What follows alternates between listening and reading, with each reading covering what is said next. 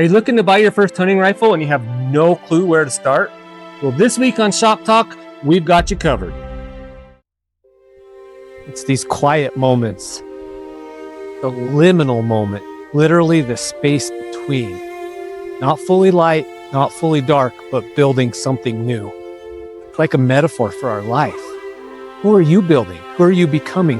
What skill do you want to learn? What adventure do you want to go on? You build them in these small, incremental, liminal moments, one piece at a time, stacked on top of each other. Let's do it together. Let's build it right now at Liminal Outdoors.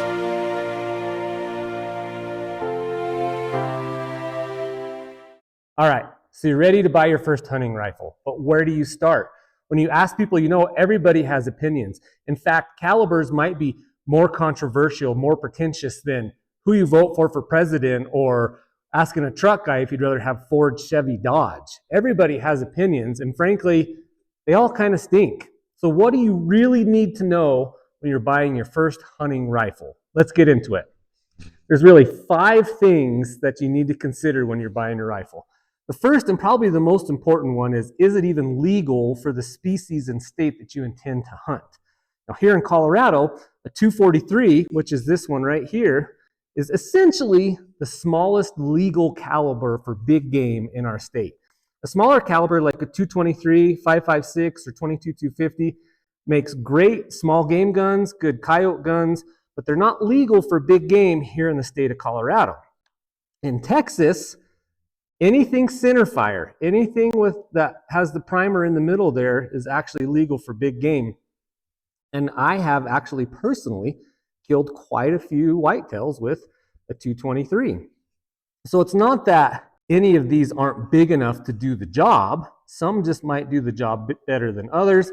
And you also need to consider the size of game that you're hunting. But first and foremost, like we said, read your regulations, make sure that the caliber that you're looking at is legal for the state that you're going to hunt in. The next consideration that I always like to talk to folks about is recoil. Obviously, the larger the caliber, the harder the gun is going to kick. And we've got to think about who's shooting this rifle. Is it an adult man, or is it maybe a youth or a small-framed woman that might be shooting this rifle? If we put a small-framed lady or a young kid into a 7 mag, they might not ever shoot that gun again. Now, there's some things that we can do to reduce recoil, like the muzzle brake on the end of this rifle or a silencer certainly takes a lot of the kick out of the rifle. A couple of downsides: silencers are kind of pricey, and muzzle brakes are loud. Both of these rifles clearly have muzzle brakes. They do take a lot of the recoil out. Just make darn sure that if you're going to use a muzzle brake to take some of that recoil out of the rifle, you're using ear protection, even when you hunt, because I'm telling you, those things will make your ears ring. Just this year, this one right here. This is my son's rifle. It's just a 6.5 Creedmoor. It's not a real big gun, and we'll get into that later. It's loud. He shot a deer. We were kind of going through the bushes, and it happened really quick, and I didn't have my ear protection, and when he shot, I'm telling you, my ears rang for 3 hours. And it's, again, not a super big caliber, but those brakes are loud, so just something to consider. The next talking point, the third thing to think about, is budget. How much do you want to spend? You could spend $400, you could spend $5,000 or more. Do you really need that $5,000 gun to be successful? And the answer is no. Obviously, if you can afford it, it can be more enjoyable to shoot, the more accurate. It'll probably allow you to shoot farther, but you don't have to have that super expensive gun to go hunting. Here I've got a kind of a few different variations of things that we've hunted with. This one right here, this is like the basic off-the-shelf Savage kind of economy gun, I guess you could call it. My wife bought me this gun when we were just married, just out of college. We were broke as a joke. And I am telling you, I killed a ton of critters with this basic gun. You can see right here all the check marks that I've scratched into the stock from animals that I've killed. In fact, that bear right there was killed with this gun. So no, you don't have to have the most expensive gun to be successful. I will tell you, with this very basic scope, very basic gun, The ranges are different for everybody. I hesitate to talk about distances, but it's going to be hard to shoot much over 300, 400, 500 yards with this kind of setup unless you really, really know your rifle. You can start to get into some higher end scopes and rifles that allow you to dial, which is going to allow you to increase your distances. But of course, with that comes cost. A couple of things to consider when you're trying to decide how much to spend on a rifle. In general, the longer the barrel, the more accurate that rifle is going to be. Oftentimes, that longer barrel also increases the cost, but it's something to consider. Another factor to think about is the weight. How heavy is that gun? Do you want to trudge a big old heavy rifle through the woods? A lighter rifle is going to kick harder. So there's some give and take there, and you're just going to have to decide for yourself what you want to do. Fourth, and this is probably the contentious one, let's talk about calibers and ammo.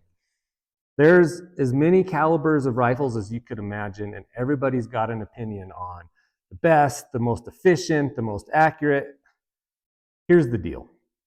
If you can put this part of the bullet, the business end of this cartridge, in the chest cavity of an animal, it's going to do the job. Like I said, this little tiny 223 here has killed tons of whitetails for us, especially when my kids were smaller. I currently, my personal rifle that I've hunted with the last 2 years is this 7 mag. It's a little bigger, no doubt. It kicks a little harder. Again, we have that brake on here, but it shoots flatter. I feel very confident with this out at further distances, and especially for bigger game like elk, moose, maybe a bear, it packs a little bit more punch. One of the downsides with this 7 mag is it might be a little oversized for like a whitetail or a pronghorn. I have hunted pronghorn with this, and it did the job. I mean, dead is dead, but it was a little overkill. This is that 270. This is that gun I was talking about that my wife bought me when we were younger, and I killed a ton of stuff with the 270. It's a good all-around caliber, very common. Arguably, there's probably been as many animals killed with the 270 as any rifle on the planet. Again, it's a step down from like a 7 mag, which is even a step down from like a 300 Ultra mag, but two very good calibers. This is the controversial one. This is the 6.5 Creedmoor, and if you've ever read anything online about the 6.5 Creedmoor, you hear all the drama. Here's the deal. You put this in the chest of an animal, it's going to do the job. This 6.5 Creedmoor right here has been a very efficient gun for my younger kids. It's actually pretty similar in terms of kick as the 243. It does pack just a little bit more powder, and we're able to get a little bit bigger projectile in that 6.5 Creedmoor. Now, you're going to hear a lot of people talk about different calibers, like a 6.5 PRC, the new 7mm PRC. Again, there's as many calibers as you could imagine. Here's what to look for.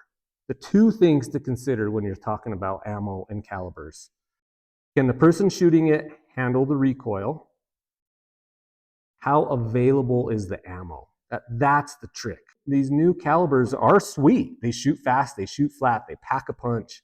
But how hard is it going to be to get the ammo? And if you're watching this video, I assume you're fairly new to shooting, especially new to hunting. You're probably not in the reloading game or way into the gun nut stuff yet.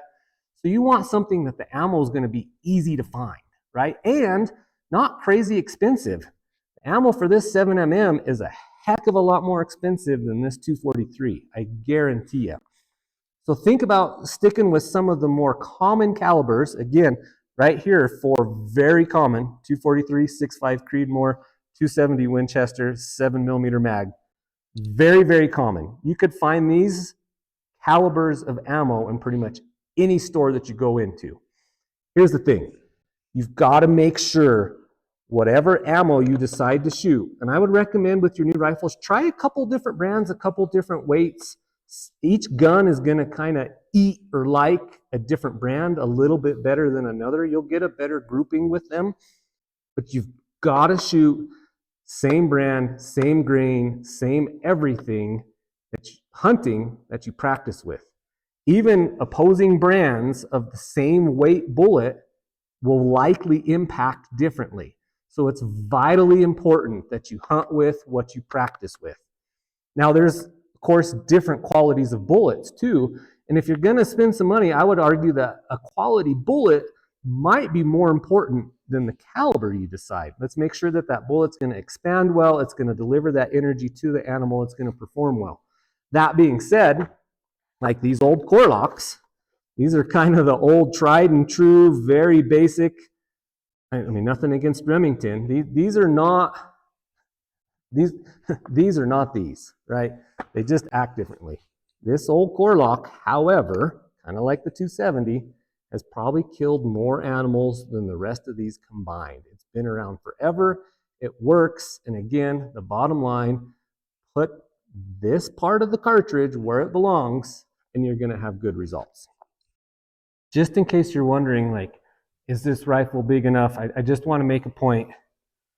This 243, this exact cartridge right here, killed this buck for my wife.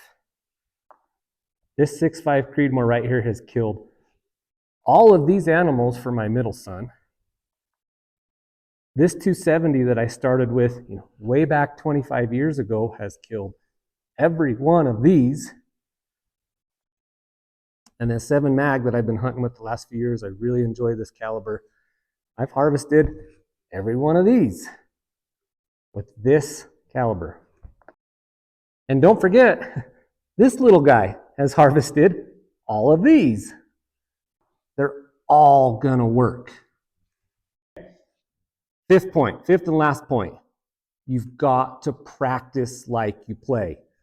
We all grab our guns and we go out to the shooting range and we get on the bench and we get them locked in dead center and bang, bang, bang. Everything is great. There's no benches in the woods. You've got to practice with your guns, with your bipods, with your shooting sticks, with whatever you're going to use. Lay on your backpack and shoot. You've got to practice in those real world conditions. Because regardless of everything else we talked about, the how much you spend on your gun, the length of the barrel, the caliber you decide, I've said it 100 times already, I'm going to say it again. The most important thing is being able to put that bullet where you need it to when the time counts. And to do that, you've got to spend time at the range. Don't grab the gun, go shoot 5 shells through it at the range and call it a day and go off hunting. You've got to spend some time with your firearm. You've got to learn it. You've got to know where it's going to hit. And that is by far going to make you the most successful hunter, far beyond what caliber you decide to hunt with or what brand of bullet you decide. Time at the range, time with your firearm is the most important part of picking your firearm. I wanted to share one quick story about the caliber part. I used to guide elk hunters in New Mexico for several years, and what we found, a lot of our hunters that came to camp were whitetail hunters, and the elk was their big dream hunt. They've always dreamed of coming out west, going on an elk hunt, which I can understand. It's a cool experience, and that's why we're doing this. We want you guys to experience that. But there was this mentality that because we're hunting elk and they're big, you've got to have the biggest gun possible. And a lot of guys had come out with like a 300 Ultra Mag, and the problem was they were scared of it. There's nothing wrong with a 300 Ultra Mag. Like it, for hunting elk, it does the job. And if you get the right gun set up with the right brake, they can actually be phenomenal elk hunting guns. High on my list of elk hunting guns. But the problem became guys were so scared of the recoil, especially if they didn't have a brake on them, but even some that did, it would kick so bad by the time they got to their second or third shot, they were flinching and they couldn't hit the broadside of the barn because they were scared of their gun. And at the same time, multiple times, we'd have a small framed lady or a kid or someone in camp with a small caliber like 243 or a 6.5 Creedmoor or anything, a 6.5 PRC, something in that range, and they would outshoot those adults nearly every single time. Almost every time we had a miss at camp, it was someone shooting a big old mega cannon that they were scared of. You'd get these little kids with these small calibers that they could handle, and they'd make a great shot almost every single time. So I know I sound like a broken record, but finding a rifle that you can handle, that you're not scared of, that you can put the bullet where it belongs is by far the most important part. All right, so in recap, 5 things that we've got to think about when we're buying our hunting rifle. First and foremost, of course, is it legal? Got to make sure it's legal for the game that we want to hunt. Number 2, recoil. Can the person that's shooting the firearm handle the punch of that rifle? Number 3, there's always budget concerns, of course. We don't want budget to be a reason to not go in the field. At the same time, rifles will probably last you a lifetime, so the more you can afford to spend, obviously the more enjoyable that gun might be for your lifetime. 4th is the caliber or the ammo. My opinion, and again, this is my opinion, picking a caliber that has widely available ammo is a really good choice for a first-time gun buyer, first-time hunter. And 5th, regardless of what gun you decide to buy, you've got to practice with it. There's no replacing time at the range. So in conclusion, as we always say at Liminal Outdoors, buy experiences first. You can always buy gear later. Buy the rifle that fits your budget, that fits your needs, but most importantly, take advantage of those liminal moments and get yourself out in the field, because what good does a big fancy rifle do you if it's just sitting in the closet? We'll catch you next time.